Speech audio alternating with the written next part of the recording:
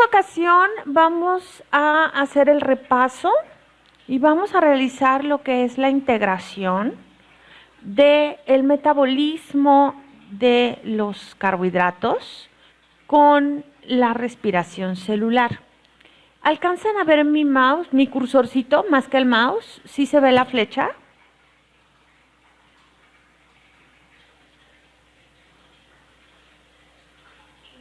Sí se alcanza a ver. Bien, ok. Bueno, fíjense por favor, de este lado tienen el listado de las rutas o de las reacciones que hemos estado revisando hasta el momento. ¿Sí? Si se dan cuenta, es todas las rutas de carbohidratos que hemos visto hasta la fecha, más lo que incorpora o lo que integra la respiración celular. Entonces, fíjense por favor, las rutas metabólicas se unen entre sí gracias a los sustratos y a los productos.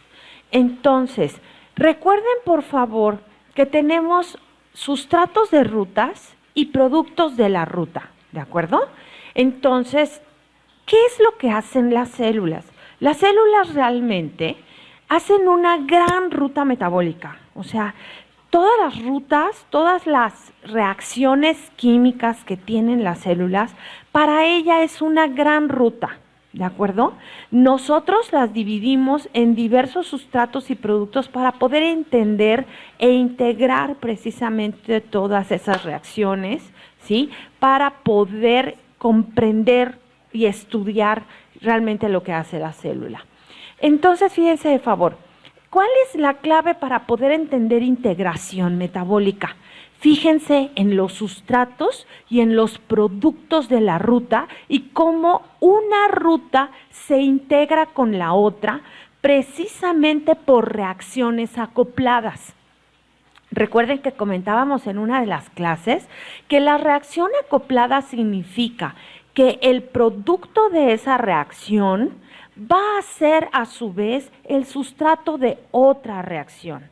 Entonces, si así lo trabajamos en reacciones, también lo podemos trabajar a nivel de ruta metabólica.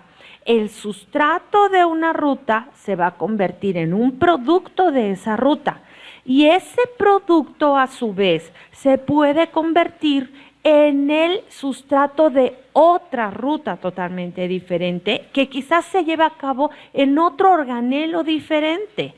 Y recuerden también que tenemos una altísima especificidad. Cada sustrato, cada producto que se convierte y al mismo tiempo cada enzima es también específica a su sustrato y a su reacción y obviamente al producto que genera. Entonces, ¿cómo integramos por sustratos y productos? Vamos a revisar, fíjense, aquí tengo a la glucosa, ¿ok?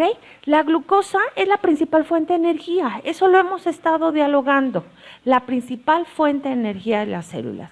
Entonces, ¿cómo se pueden integrar?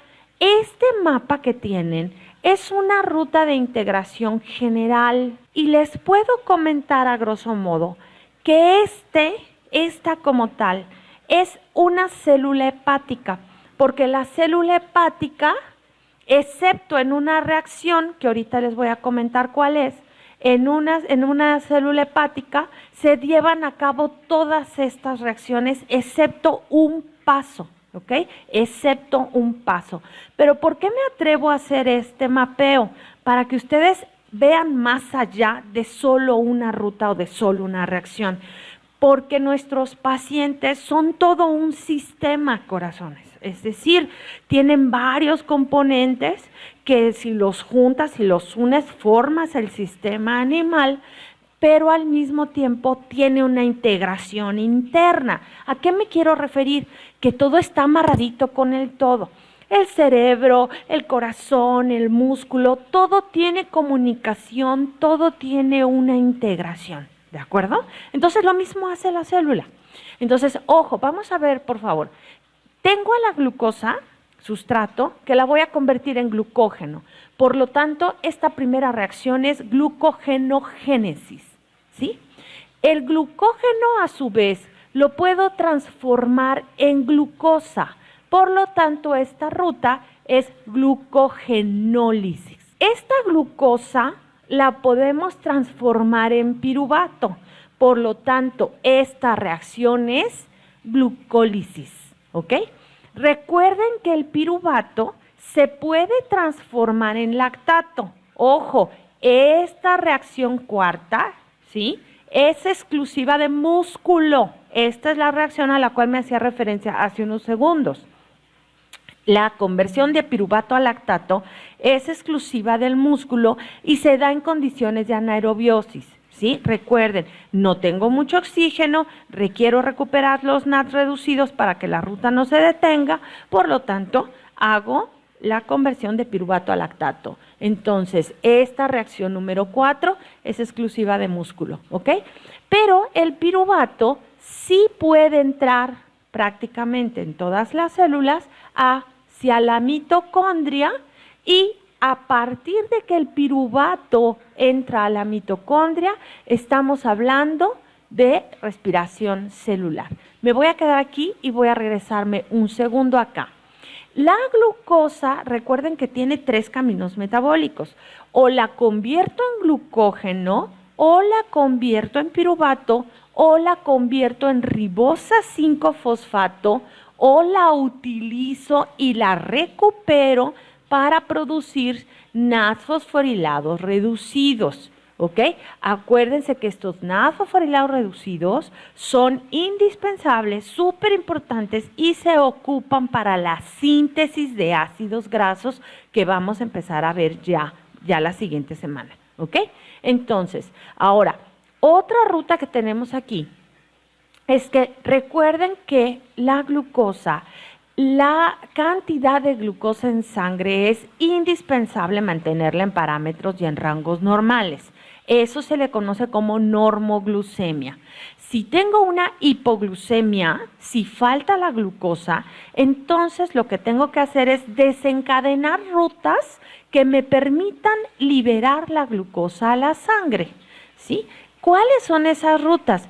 Glucogenólisis, es decir, transformamos el glucógeno en glucosa, ¿sí? Y también tengo la ruta de la gluconeogénesis, donde ocupo aminoácidos glucogénicos, lactato proveniente del músculo, el propionato, que es un ácido graso volátil proveniente de la fermentación de la fibra, y el glicerol proveniente de la catabolia o de la destrucción, del rompimiento de los triacilglicéridos. Estos 4 sustratos los puedo utilizar para obtener glucosa de una fuente diferente al glucógeno. Y esta ruta es netamente hepática, ¿de acuerdo? Y hay otra, se puede dar también el riñón en forma pequeñita, pero es fuertemente hepática. Entonces, estos son los caminos metabólicos de la glucosa y las fuentes de glucosa.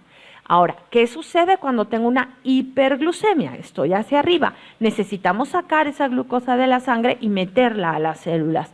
Por lo tanto, la glucosa es guardada en forma de glucógeno, porque el glucógeno son reservas de glucosa, y también esa glucosa es convertida en piruvato, porque todo exceso de carbohidratos lo podemos transformar en grasas. Y aparte, el piruvato, cuando entra a la mitocondria, aquí, ya estoy en este pedacito, cuando el piruvato entra como tal a la mitocondria, podemos iniciar el proceso de respiración celular.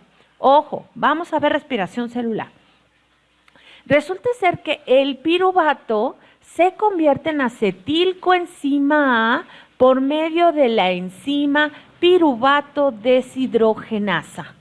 El acetilcoenzima A se une al oxaloacetato para formar citrato, primera reacción del ciclo de Krebs. El acetilcoenzima A es oxidado en este paso número 9, ¿sí? Es quemado, destruido, ¿sí? Y la molécula que se regenera es el oxaloacetato para cerrar el ciclo, pero el acetilcoenzima A lo utilizamos para fabricar NADs reducidos y estos FADs reducidos.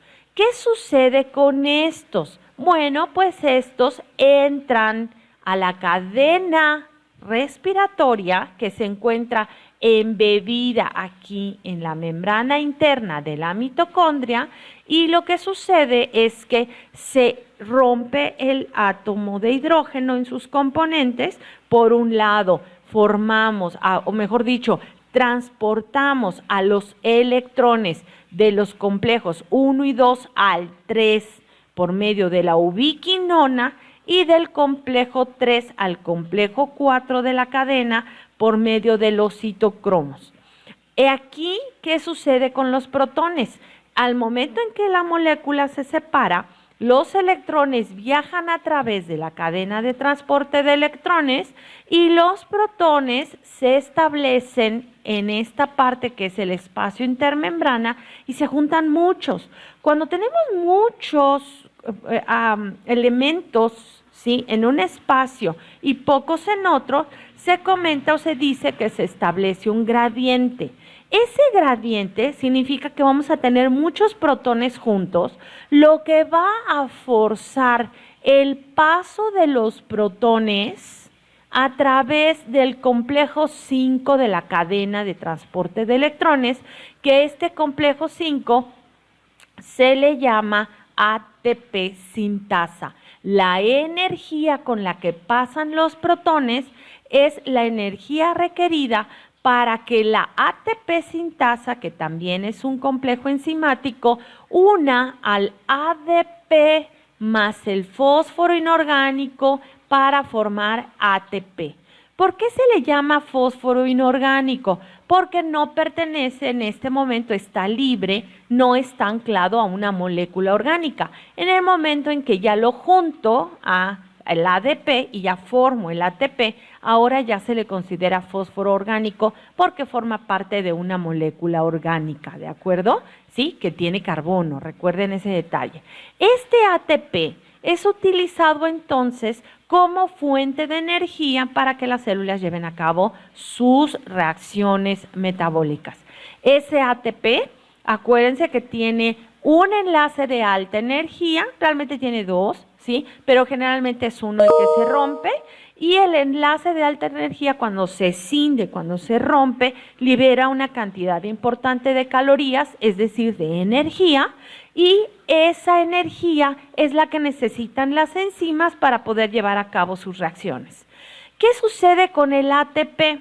El ATP se vuelve a formar y se vuelve a formar y se vuelve a formar las veces necesarias, ¿de acuerdo? Y me refiero a que el ADP se une al fósforo inorgánico para formar ATP y se calcula que todos nosotros como animales utilizamos nuestros kilos de peso vivo en ATP. Por ejemplo, si yo peso 60, 70 kilos, quiere decir que a cada 24 horas mi cuerpo está creando entre 60 y 70 kilos de moléculas de ATP. Y entonces les comentaba que ese ATP es utilizado precisamente por las células y por todo el organismo para llevar a cabo las reacciones metabólicas en general, porque tanto reacciones de anabolismo como reacciones de catabolismo requieren de repente ATP y energía, pero es obvio pensar que la mayor cantidad de energía se gasta precisamente en las rutas de la anabolia.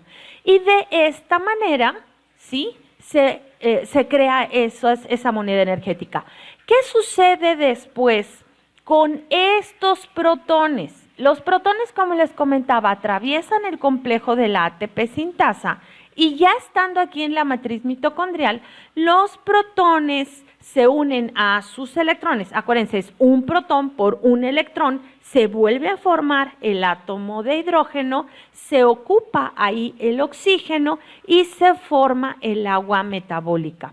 La teoría quimiosmótica, que es precisamente esta que les acabo de comentar de formación de ATPs, hay muchos elementos que nos indican que va por ahí la historia, aunque hay varias partes del proceso que les acabo de comentar que todavía no están del todo comprobados a la fecha, ¿sí? Por eso se le conoce como teoría quimiosmótica, ¿de acuerdo? Ahora, ¿Qué sucede con esa agua? Esa agua se puede utilizar en las reacciones. Se le conoce como agua metabólica porque no vino de afuera, es decir, no se la ingirió, sino se creó precisamente en una reacción, ¿sí? Y también les quería comentar, ok, ya tenemos lo del agua metabólica.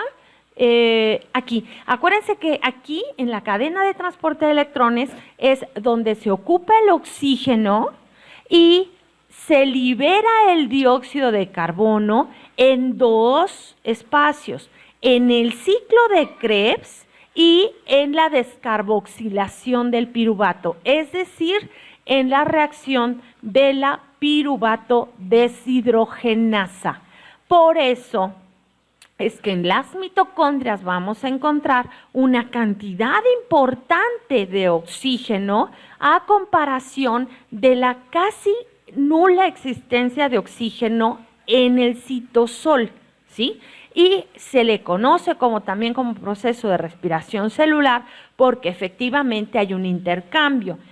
La célula, en este caso la mitocondria, ocupa ese oxígeno y en el proceso libera dióxido de carbono, pero a nivel de pulmones, ya en los animales, la respiración hacia el exterior también hace lo mismo. Inyecta en el cuerpo o entra en el cuerpo de los animales oxígeno y se hace un intercambio donde se libera dióxido de carbono al ambiente. Pero también existe respiración a nivel de los tejidos. ¿A qué me refiero? Que también la célula va a intercambiar oxígeno y dióxido de carbono con la sangre, es decir, con los eritrocitos, y lo que sucede es que ese dióxido de carbono proviene precisamente de las reacciones metabólicas, principalmente de la mitocondria. Y es en la mitocondria donde también principalmente se ocupa la mayor cantidad de oxígeno. Puede decirse que prácticamente el oxígeno que necesitamos es porque la mitocondria lo requiere. Aquí hay un detalle importante que me gustaría comentar. Les voy a liberar unos videos más para dejarles una tareita para la próxima semana, pero se los voy a liberar de una vez para que los repasen. Resulta ser que existe también una teoría de un científico que se conoce como Elin Margulis, que comenta que al parecer en algún momento las células realmente eran células netamente anaerobias, pero en algún punto surgieron células aerobias. Y resulta ser que se cree, esa es otra teoría también, que las células que utilizaban el oxígeno invadieron a las células que no ocupaban el oxígeno. Y eso dio origen a la formación de una célula con dos organelos bien diferenciados. Por un lado, el citosol, que no requiere oxígeno, que no se ocupa oxígeno ahí, y por el otro lado, la mitocondria, que es una parte, un organelo, que requiere una cantidad muy alta de oxígeno. Entonces, esa es una característica importante de compartimentalización celular. Entonces, resulta ser que como las chiquitas invadieron a las grandes para poderse proteger, hacer simbiosis, etcétera, eso dio pie a la formación de las actuales células eucarióticas con dos órganos por lo menos bien diferenciados, que es el citosol y es la mitocondria, y obviamente al mismo tiempo con las células procarióticas también, porque acuérdense que la gran diferencia es el núcleo. Pero me refiero que fueron las células que en algún momento se piensa que dieron origen a todos los seres vivos que actualmente estamos en el planeta.